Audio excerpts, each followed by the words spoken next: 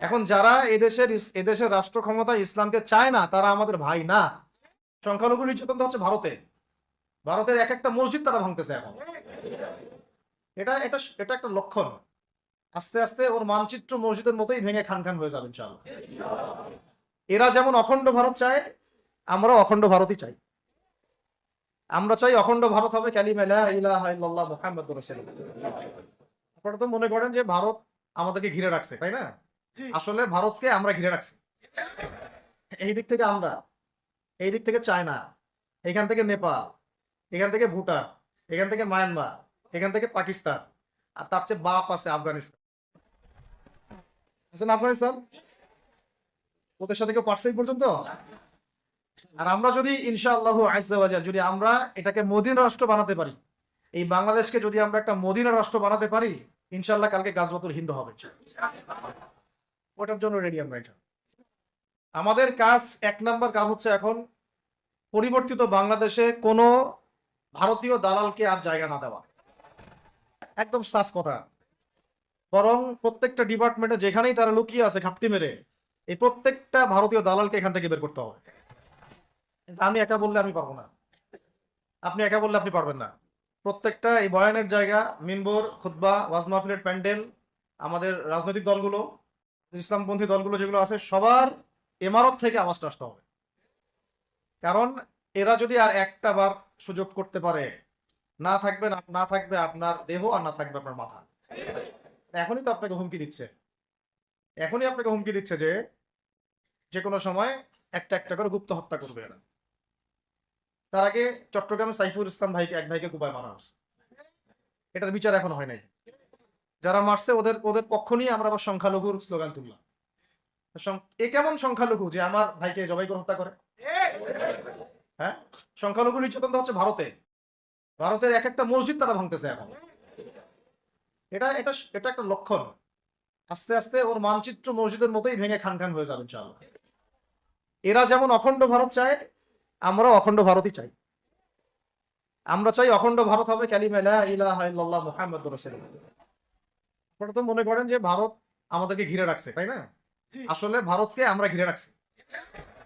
এই দিক থেকে আমরা, এই দিক থেকে চায়না, এখান থেকে নেপাল, এখান থেকে ভুটান, এখান থেকে মায়ানমার, এখান থেকে পাকিস্তান, আর তার চেয়ে বাপ আছে আফগানিস্তান। আছেন আফগানিস্তান? ওদের সাথে কেউ পারছে এই পর্যন্ত? আফগানের ভাইরা নিজেদেরকে গড়ে নিচ্ছে, এখন বোঝাচ্ছে। তাদের এক একজনের ইমানই জাজবা, 70 বছর 60 বছর বয়স হয়ে গেছে। আমাদের চেয়ে তাদের জাজবা যে এত বেশি, এটা আসলে বলে বোঝানো যাবে না। এখন কথা হচ্ছে, আমরা একটা কাপুরুষতার পরিচয় দিচ্ছি। নেপাল ওকে টাইম দেয় না, ভুটান টাইম দেয় না, মায়ানমার টাইম দেয় না, চায়না তো দেয়ই না। আর আমরা তাকে একেবারে প্রভুর আসনে বসাচ্ছি। আমরা কি দিছি? আমরা ইলিশ দেই, আমরা ট্রানজিট দেই, আমরা রেল দেই, আমরা বন্দর দেই, আমরা আর কি দেই? গ্যাস তো দেই মাশাআল্লাহ।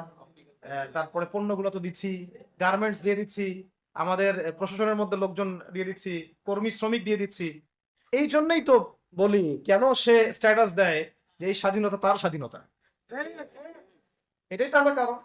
তার মানে তারা আমাদের সার্বভৌমত্বটাকে স্বীকার করে না, তাই না? তারা যদি আমাদের স্বাধীনতা সার্বভৌমত্বকে স্বীকার করতোই, তাহলে তো এরকম স্ট্যাটাস দিত না। তো এখন কথা হচ্ছে, আমরা মাথা নত করার জাতি না। আমাদের নবী মুহাম্মদ সাল্লাল্লাহু আলাইহি ওয়াসাল্লাম মাথা উঁচু করে দাওয়াতি কাজ করছেন। মার খেলেও কখনো তিনি মাথা নিচু করেন নাই।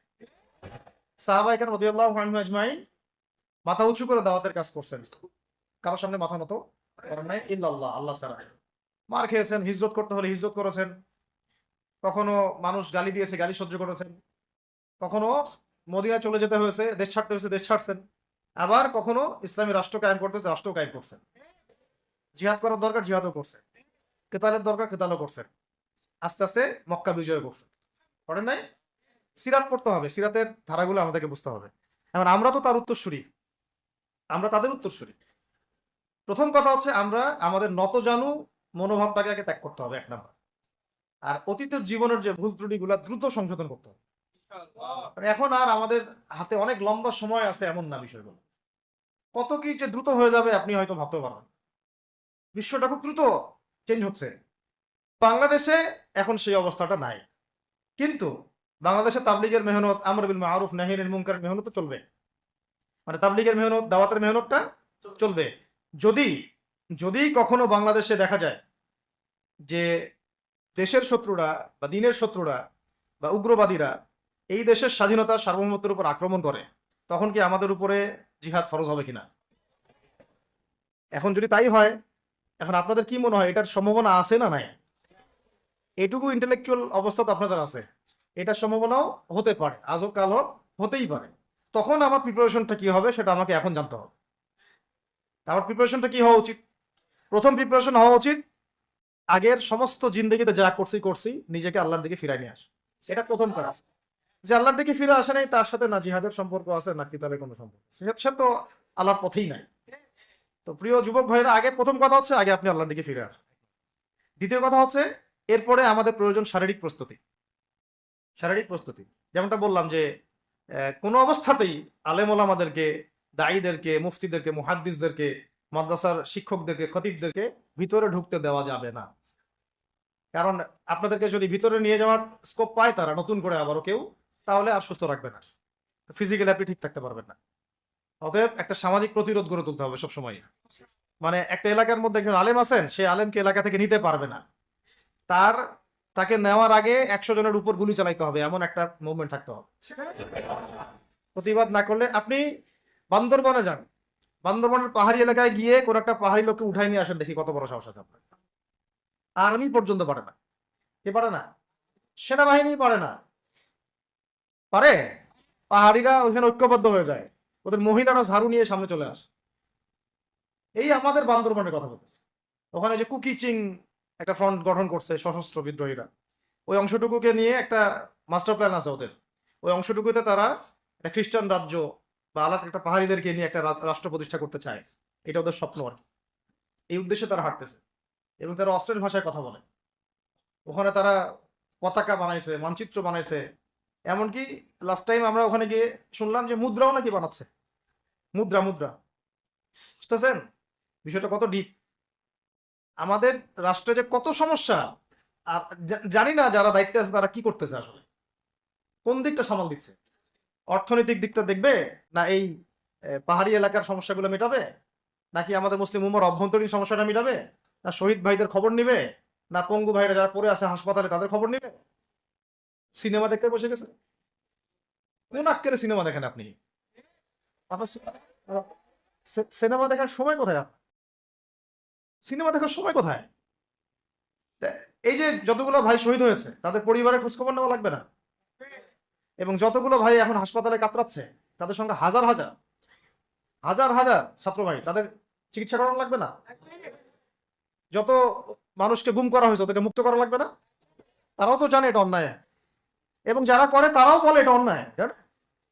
যারা করে তারাও বলে এটা অন্যায়। এবং আমাকেও বলেছিল যে আমি জিজ্ঞাসা করেছিলাম যে আমাকে যদি মানে প্রকাশ্য কোর্টে চালান করে দেওয়া হয় এবং জাতির সামনে বলা হয় যে আমাকে গুম করা হয়েছে, এবং এরপর যদি বলা হয় যে আমাকে গুম করার পরে কোনো রকমের নেগেটিভ কিছু পাওয়া যায় নাই তাই আমরা ছেড়ে দিয়েছি, এই কথাটা কি বলা যাবে কি যাবে না?